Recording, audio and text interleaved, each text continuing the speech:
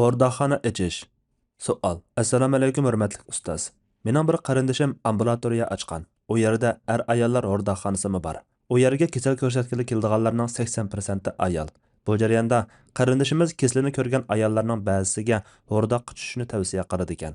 Uningga bir qarindishimiz Rasululloh sallallohu alayhi vasallam qandoq bir ayol erining uyidan boshqa yerda kiyimini soladi ekan, Alloh uningga la'nat o'qiydi degan. Siz bu hordaxonaga ayollarni kirishga tavsiya qilsala yaxshi bo'lmaydi debdi.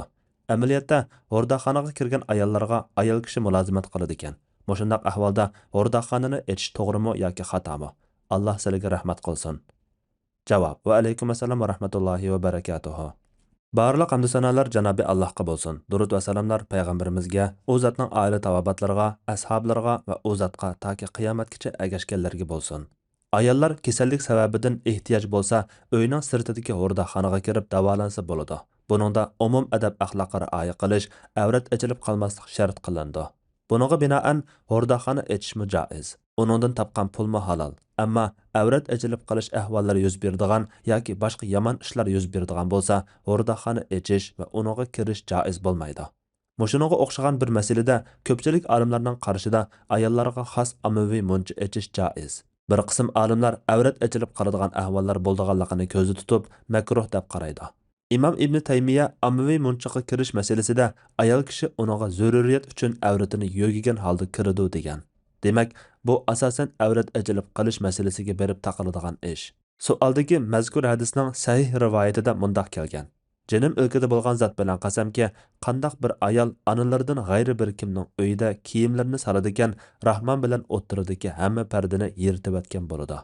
Bu hadisdagi cheklimidan boshqa uylarda yot erlar ko'radigan shaklda avrati ochilib qoladigan ahvolda kiyimlarini selish, gumon paydo qilish, fitna fasodga sabab bo'lish ko'zda tutilgan bo'lib, avrati ochilib qolishdan xotirjam bo'ladigan yerda kiyim almashtirish yoki davolanish maqsadida kiyimini solsa hech gap bo'lmaydi.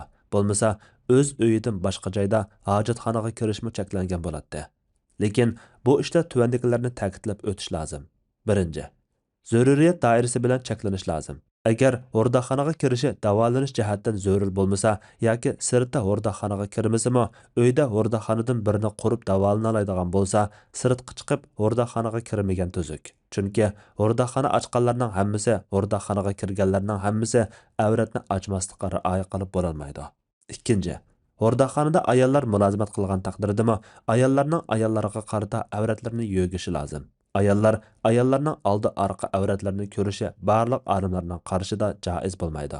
Ko'pchilik olimlar tizdan kinni kichik ko'rsa bo'lmaydi desa, yana bir qism olimlar mahram erlarga o'xshash ko'ksi, qo'rsoq, dumbisini, yutsini ko'rsa bo'lmaydi deb qaraydi. Uchinchi, davolanish uchun sirtqa chiqib hordaxonaga kirish zarur bo'lgan ahvolda eri yoki mahram tuqqani bilan birga berib kirgan tuzuk. Buningda ko'ngil xotirjam bo'ladi, yomon gumondan saqlangan bo'ladi. To'rtinchi, hordaxona ochganlar hordaxonlarida islom axloqiga muvofiq muhit hozirlab berishi, mulozimat qildiganiga ishonchli ayollarni ishlatishi lozim. Alloh eng to'g'risini bilguchidir. Fatvoda Dr. Abdul Aziz rahmatulloh. Fatvolar majmuasi 1-tom, 147 nomorliq fatvo.